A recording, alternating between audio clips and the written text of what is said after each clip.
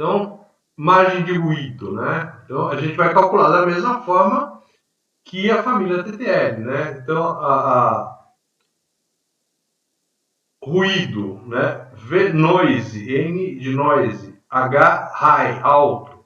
Então, é o VOH mínimo menos o VIH mínimo, né? Então, o nível de saída alto mínimo por nível menos o nível de entrada alto mínimo, né?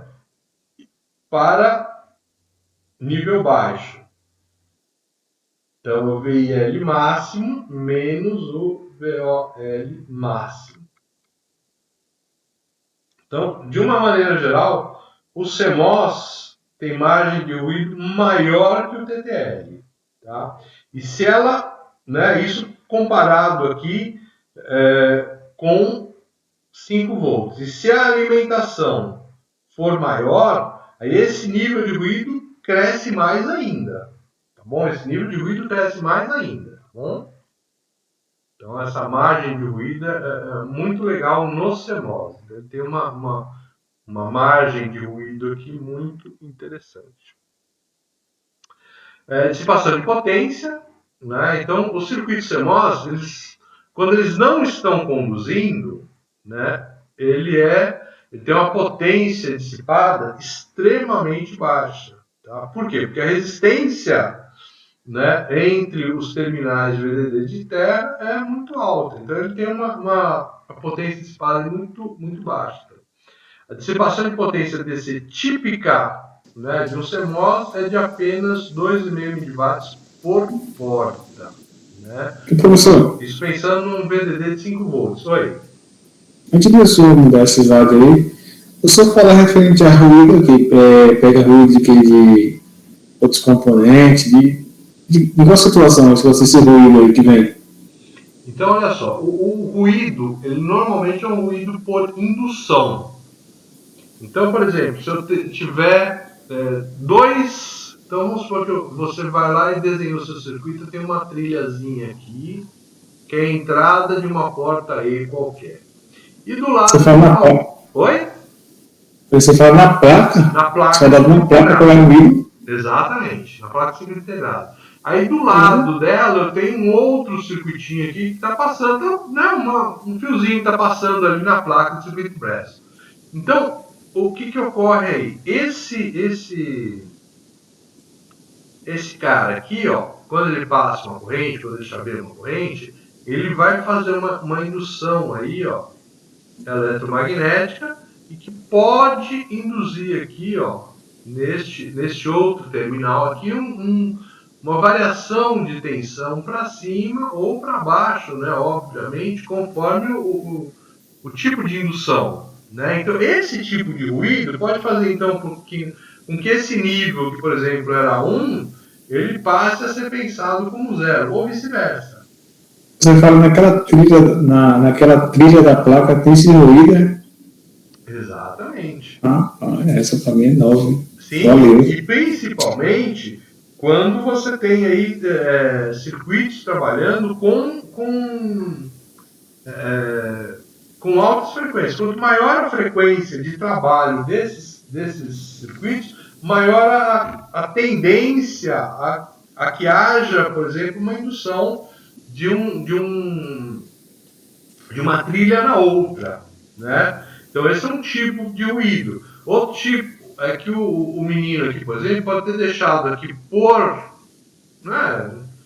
Eu não sabia fazer direito, tal, ele foi lá e colocou, por exemplo, deixou uma entrada em aberto, né? Então, essa entrada em aberto também é uma fonte de ruído que qualquer dispositivo próximo que gere uma onda eletromagnética, então uma OEM, né? Então, por exemplo, você está trabalhando com o seu circuito aqui embaixo da lâmpada, o cara vai lá e liga e desliga a lâmpada. Então, esse ligar e desligar da lâmpada pode gerar um ruído que pode fazer com que a porta mude de valor de 1 para 0 ou de 0 para 1, então gerando um pico de ruído. Tá? Então, quanto quanto maior essa margem de ruído, menos propenso ele é a esse ruído. Né? Então vamos supor que a margem de ruído aqui é de 2 volts. Então eu tenho que ter um pico de tensão aqui superior a 2 volts para que haja essa, né, uma possível mudança aqui disso. Por quê? Porque o nível de ruído dele é de 2 volts. Então até 2 volts ele está protegido. Né? E foi maior que 2 volts. Putz, aí Deus é bom, Deus sabe o que faz. Pode acontecer ruído? Pode. Entendeu? Aí pode. Legal, professor. Bacana. Então esses ruídos, principalmente, eles são causados aí por onda eletromagnética. Né? Então, seja do próprio circuito, né? Seja de circuitos externos, como um chaveamento de uma lâmpada, um raio que caiu próximo. Né? Então, tudo isso aí geram aí, ondas eletromagnéticas que podem te influenciar. Tá bom? Então, um bom circuito, por exemplo, ele deve ter uma carcaça de preferência metálica ou condutora. Né? Então, uma carcaça metálica é interessante. Essa carcaça tem que estar aterrada. Por quê? Porque ele evita de ondas eletromagnéticas externas atingirem o seu circuito. Né? Outra colocação, eu vou fazer o meu circuitinho aqui e tal, ele tem essa linha, essa outra linha e tal. Se você conseguir, entre essas duas trilhas, por exemplo, encher de terra, então é uma outra trilha a nível de terra, né? Você vai jogar no potencial de terra. Então esse cara aqui, essa trilha aqui, ela também te deixa um pouco mais imune a esses ruídos. Tá? Então, são todas técnicas aí que a gente vai aprendendo com o tempo, tá?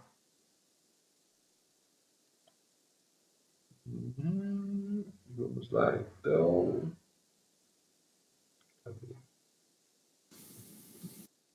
Tá.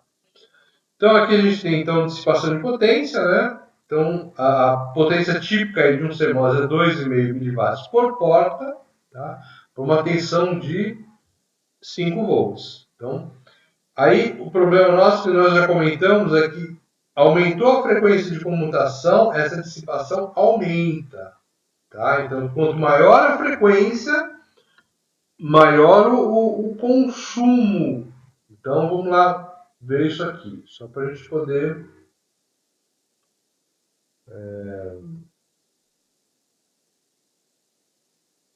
Então, vamos supor que você tem aqui uma porta que esteja respondendo isso aqui. Né? Então, neste ponto de transição e neste ponto de transição, normalmente a gente tem no CMOS 2 transistores conduzindo. Então há uma transição, né? Porque, por exemplo, se você pegar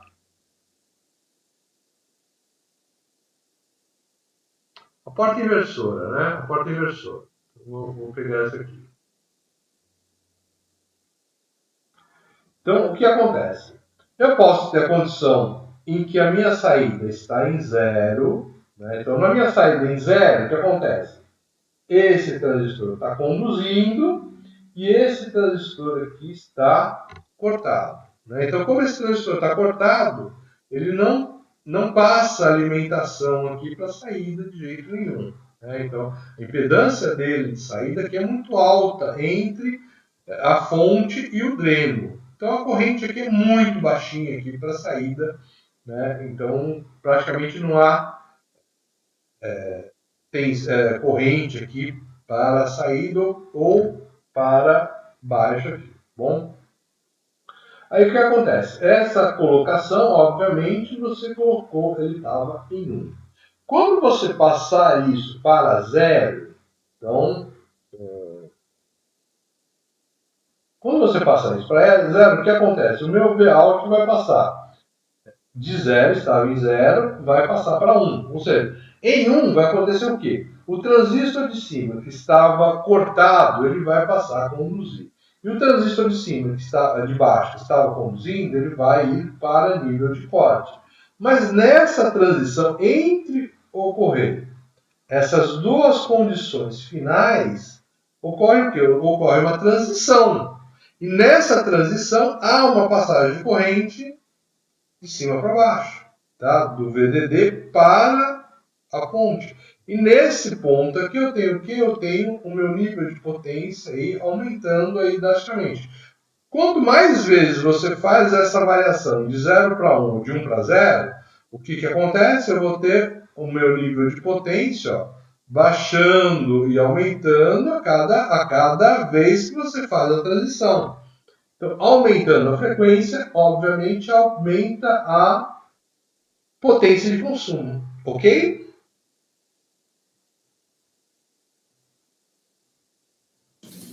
Legal.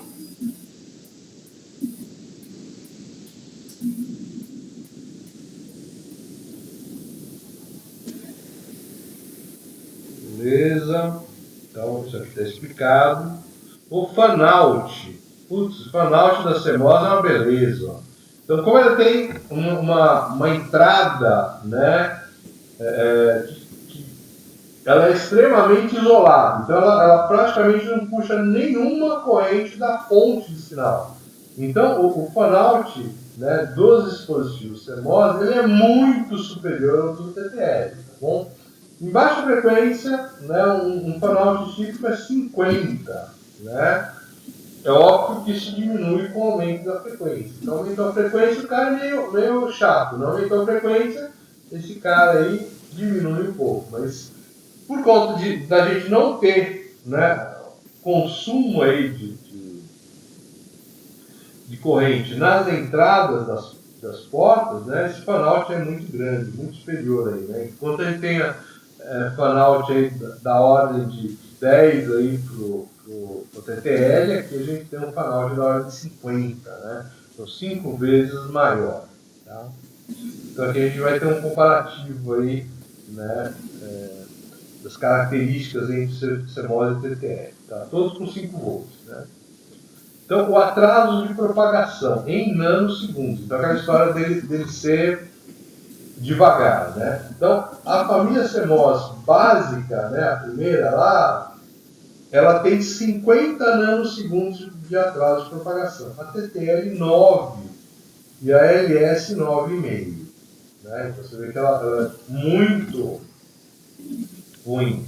Mas você vê que as famílias avançadas, ó, elas melhoraram isso muito, né? Então a HC foi para 8, HCT para 4.7 e a HC foi para 3.7. Então melhoraram bastante em relação à primeira CMOS lá, né? A dissipação de potência em miliwatts por porta, né? Então aqui a gente tem 1 microwatt por porta, né? Então a gente tem aqui 1 miliwatt vezes 10 a menos 3 microwatt. Então tem aqui 1 microwatt por porta, enquanto na 74, né, TTL é 10 miliwatts por porta e na 74 LS 2 miliwatts. Então você vê que a coisa aqui é muitíssimo superior à dissipação de potência, muitíssimo superior nas CMOS, né? As compatíveis aqui, né? Então a gente vê que aumentou em relação à original, 2,5 microwatts por porta, 5 microwatts por porta e 9 microwatts por porta aqui, mas ainda muito melhores aí, né? Uma dissipação aí muito melhor, muito menor aí do que comparada com a TTL, né? Os níveis de ruído, sempre no pior caso em volts, né? A CMOS 1,5, né? Então está muito melhor que a 7.4, que é 0,4, e a 7.4 LS, que é 0,3, né? Então elas são bem ruins aí a nível de ruídos comparado com a TTL original. As TTLs avançadas, por ter a compatibilidade com a família 7.4, né, elas tiveram esse nível de ruído aí abaixo, né, eles tiveram um nível de ruído aí menores, mas ainda assim são maiores que as da 74 e da 74LS. A frequência de clock máximo de trabalho em MHz, isso está intimamente envolvido aí com o atraso de propagação, né? Então a gente tem para a 74 e a 74LS, ó, 35 e 45 MHz, tá? A CMOS básica aí, ó, 12 MHz. Então é bem abaixo realmente do trabalho. As outras já compatíveis, você vê que eles aumentaram bem a velocidade, para 40, 100 MHz e 130 MHz. Olha que beleza essa menina aqui, que está numa frequência muito legal, né? Pode trabalhar 130 MHz, né? Então bem acima da frequência dos TTLs comuns aí, 74, 74LS. Tá bom?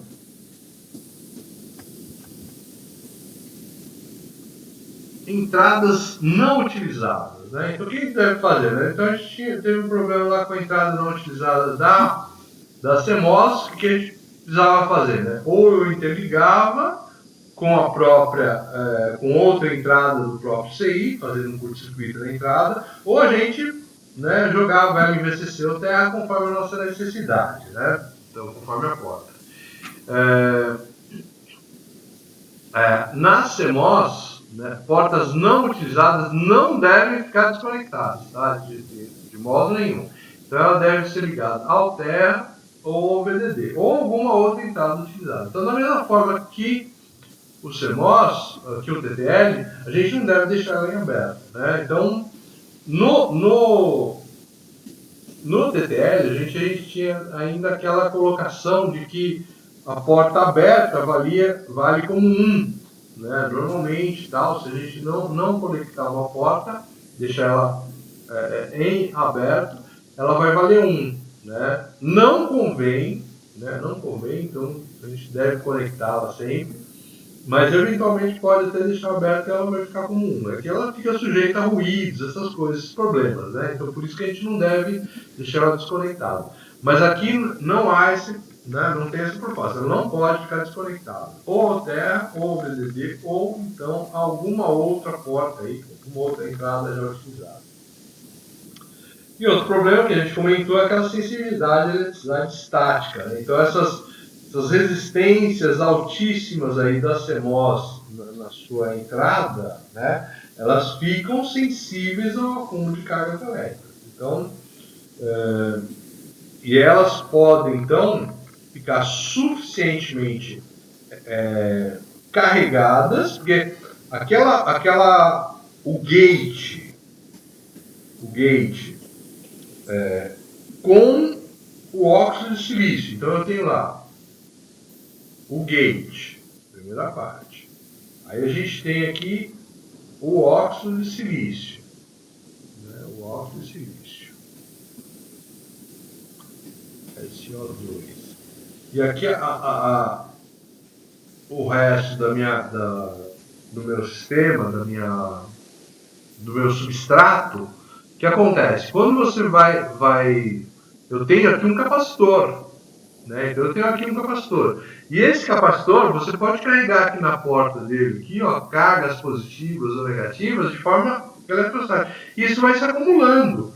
E pode chegar a um ponto em que você simplesmente rompe essa isolação dielétrica, porque esse cara aqui, o óxido de silício, ele é um bom isolante, mas ele tem um tamanho pequeno, a espessura dele é muito pequena.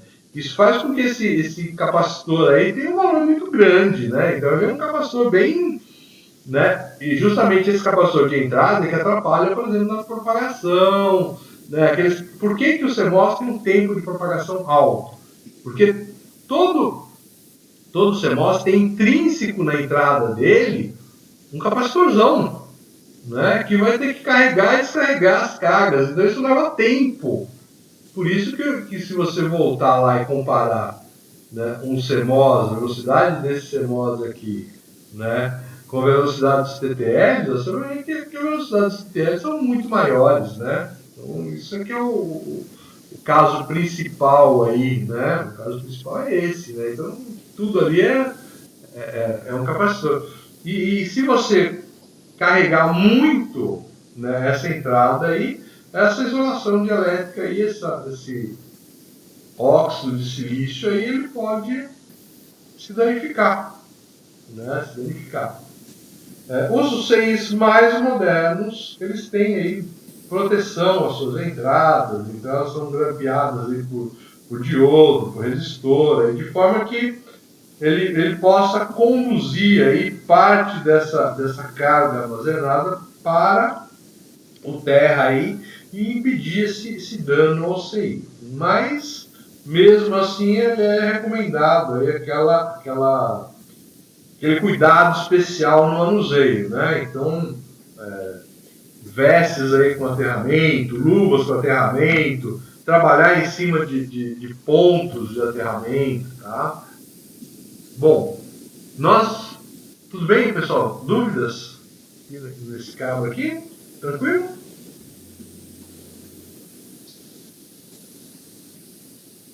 Tranquilo. Beleza.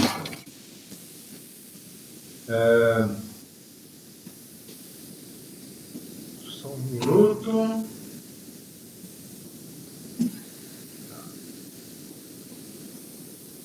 Então, aqui, saídas CMOS ligadas juntas. Então, nós também vimos o que acontece quando eu tenho duas saídas TTL ligadas juntas. Então, eu não podia fazer isso a não ser que a gente utilizasse aquela ligação, aqueles circuitos com o coletor aberto, né, o Open Collector, né?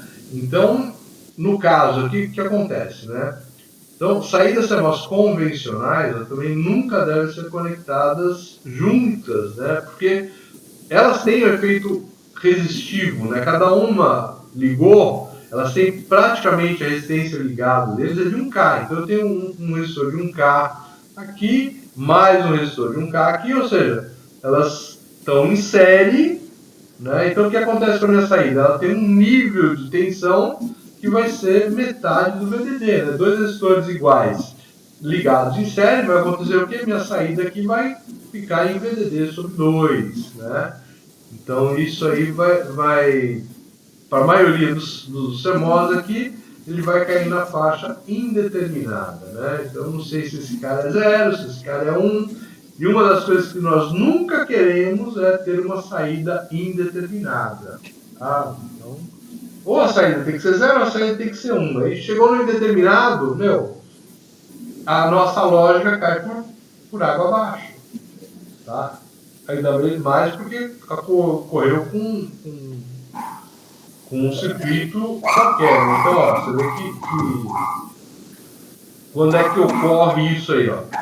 Justamente quando, né, ó, a minha saída 2 e a saída 1, né, vai estar em 1 e outra está em 0. Né? Então, aí eu tenho que minha saída está em VDD sobre 2. Né? Então, se as duas saídas estão em 1, beleza, a saída é 1 também. Se as duas saídas estão em 0, beleza, a saída é 0. Agora, se a primeira saída aqui está em 1 e a outra está em 0, enroscou. Né? Então você vê que isso acontece aqui também. Ó. Né? Ó. Minha saída sai VDD sobre 2. Bom? Então não podemos fazer essa ligação aí. Saídas com dreno aberto. Então, eu tenho, assim como a gente tem aquele coletor aberto, a gente tem alguns dispositivos que tem uma saída dreno aberto. Então, o coletor e o dreno são equivalentes para um CI e outros, né? Então, elas são semelhantes aí a TTL, né? Então, esses dispositivos aí com esse estágio aí, né? Eles podem, né, eles têm então aquele canal P lá eliminado, né, e eu posso colocar então um resistor pull-up, né, para a gente produzir o nível de tensão de estado alto. Né. Então eles vão trabalhar assim como o TTL, como sendo um wire end, ou seja, uma lógica E por fio. Né. Então a gente tem aí no próximo exemplo uma 74HC05, né, em arranjo wireless. Professor, Oi. Bruno, você poderia fazer só uma simbologia com esse resistor de pull-up no caso no CMOS aí, pela folha aí mesmo, só para a gente entender um pouco melhor aí? Tá aqui, ó. Tá? Então, essa saída aqui, ó, elas são dreno aberto com aquele 0,5, tá? Então, esse aqui é um CI com dreno aberto, esse também, tá? E aí o que acontece? Esta conexão aqui, ó, equivale a uma lógica E por fio, né? Então, o resistor pull-up é esse aqui, ó. Certo, mas aí o source internamente ficaria lá no integrado, né? O source ele tá polarizado lá dentro, né? Sim, sim. Ah, então tá. É que aí, como tava com uma simbologia meio que só da porta, né? Não do transistor, no caso, né? Mas tudo bem, professor. Bom, e ainda tem essa, né, o tri-state que nós já comentamos, né, com vocês, que é o tri-state, aquele estado em que as saídas estão em alta impedância, né? Então é como se ele não tivesse nem ligado no VCC, nem ligado no terra. Então, é como se ele estivesse em aberto, né? Aquele que você, eletricamente, ele está desconectado, né? Então a gente tem diversos CIs aí que tem esse tri-state aí e funciona muito bem aí, tá? Então ele funciona de forma similar aí ao TTL, tá? Então tudo que foi comentado lá para o TTL também é válido para o CMOS. Então um exemplo aí de a gente usar uns buffer HC 125, tá? Aí com arranjo, desculpa, com arranjo de barramento que a gente fala, né? Então o que acontece aqui, ó? Eu tenho essa HC 125, tá bom? Qual que é a ideia desse barramento aqui? Então, eu tenho um dado que deve ser passado aqui, ó. Né? E esse dado pode ser aqui do A, pode ser do B, pode ser do C, dependendo, sei lá, do chaveamento. Vamos supor, ó, um exemplo legal. Deixa eu colocar aqui, ó. Vamos supor que esse cara aqui é minha saída de vídeo.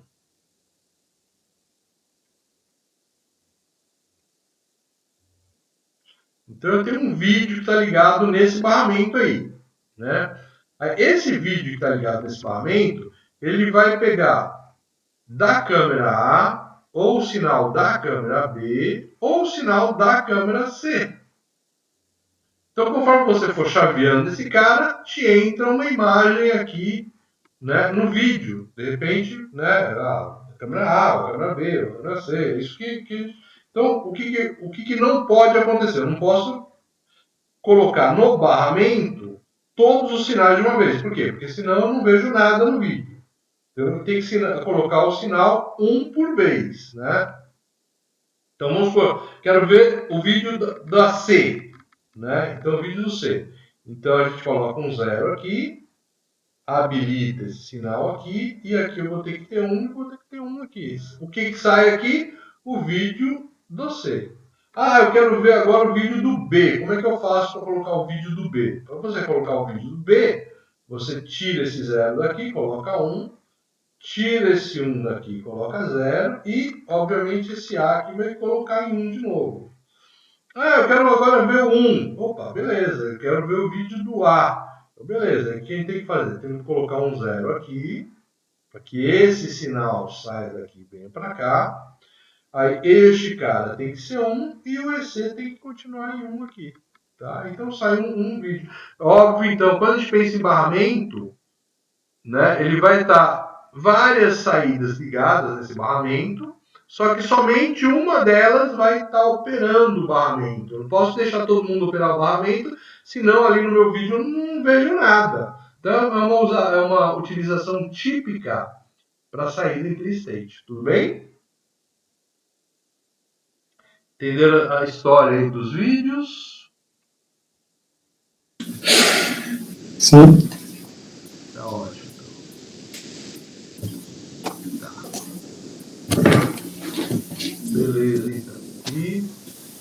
bibliografia para vocês, tá? Esse material já está no site, tá bom? Esse material já está no site. Eu devo, olha, eu estou enroscado aqui, mas eu preciso fazer um questionário desse material, tá bom? Para vocês relembrarem isso aqui. Tá? E eu quero deixar aqueles 2 vídeos lá da Intel e da AMD lá para vocês, tá bom?